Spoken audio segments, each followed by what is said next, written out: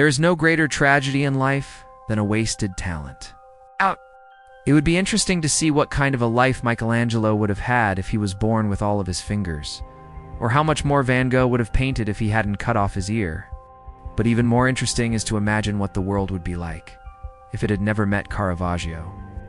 It may sound dramatic for a painter from 400 years ago, but believe me, if you want to feel the power of his work, it will be hard to not get swept up in his story. You know that scene in Gladiator when Maximus is addressing the Roman Senate and says, "Are you not entertained?" What? That's exactly how I feel after watching this guy's life play out on screen. Because if there was ever a man who played by his own rules and lived life on the edge, it was him. His real name was Michelangelo di Lodovico Buonarroti Simoni, and he was born in 1571 in a small Italian village called Caravaggio, which is where he got the name. His father was a blacksmith who left the family when Michelangelo was just 4 years old, and his mother was a former servant. So we read talking about an extremely poor family, where the young Michelangelo had to fight for his place at the table. To say that he grew up in humble beginnings would be a huge understatement. But I think it is safe to say that everyone in history who achieved greatness did so without a silver spoon. The family was so poor that his mother sent him to live with his aunt in Florence. When he was just 12 years old, this is one of those moments in his life that could have gone either way.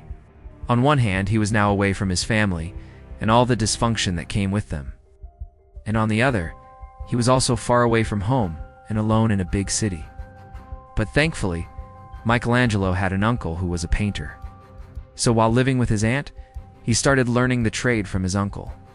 And it didn't take long for everyone around him to realize that the kid had some talent. I mean, the first painting he ever did was at the age of 13, and it was so good that people thought it was actually done by his uncle.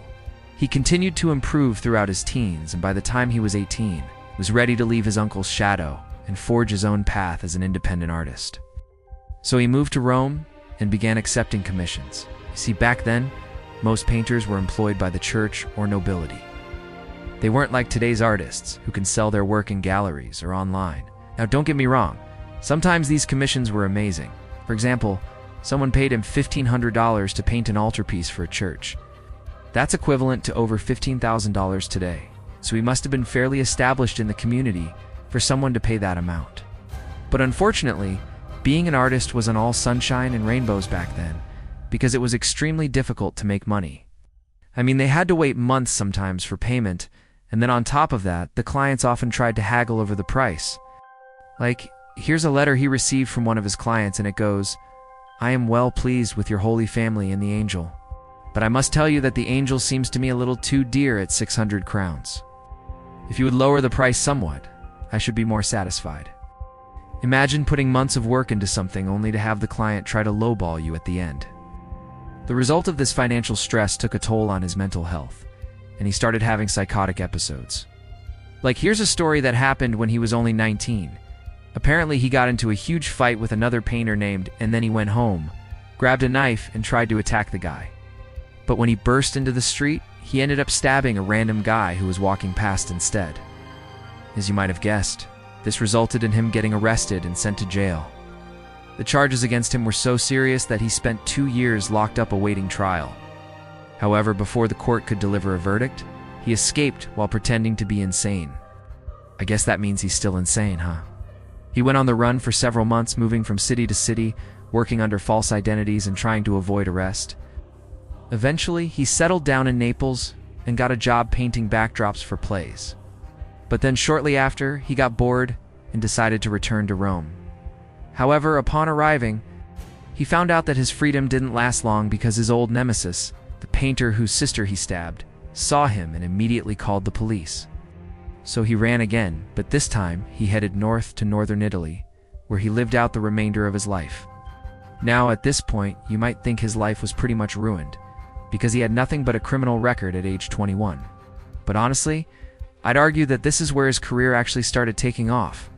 The reason why is because he ended up in Milan and got a job painting backdrops for plays, which allowed him to explore a different medium. And while doing this, he developed a new style that focused on lighting and shadows. He became known as a master of chiaroscuro, which is a fancy word for using strong contrasts between light and dark. In fact, he used this technique to create an illusion of depth in his paintings. which was revolutionary at the time because no one had ever seen anything like it before. And let me tell you, this was the perfect style at the perfect time. Because it was during this period in history that the Renaissance was coming to an end and the Baroque era was beginning. The main difference between these two periods is that the Renaissance was all about balance, symmetry, and idealized beauty, whereas the Baroque was all about drama, emotion, and realism. Caravaggio's style was a perfect fit for this new era, and it didn't take long for his work to be noticed by the elite.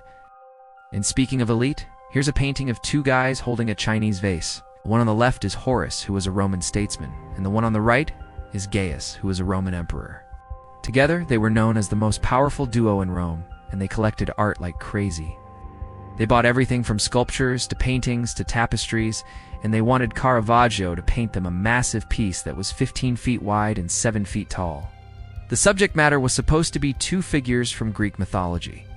But instead of going with the typical ideal forms, Caravaggio decided to paint them as commoners, and he put them in the middle of a wheat field.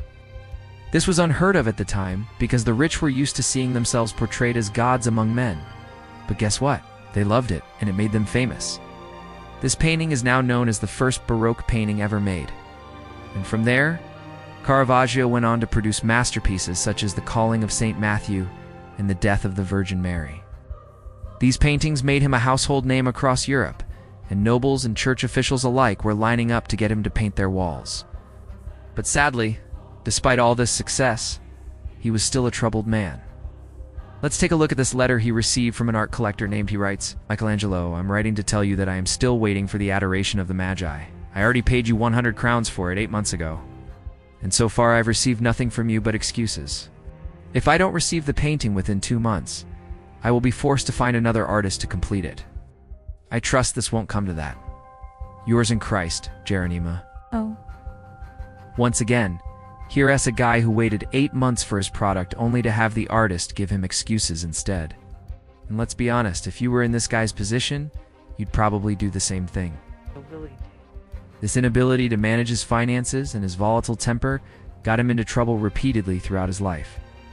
And his final days were a prime example of this.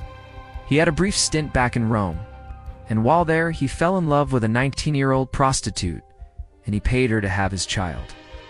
Then he found out that she was cheating on him with a countess's husband, and in a fit of rage, he beat her up badly. Later that year, he contracted malaria and died at the age of 38. So looking at his life, it's easy to see that he had many shortcomings. He couldn't control his anger, and he couldn't manage his money. But what's also clear is that he was a genius. He completely changed the course of art history, and if not for his psychotic episodes, he might have become one of the greatest artists of all time. As always, I appreciate you watching. Thank you for your support, and I will see you next time.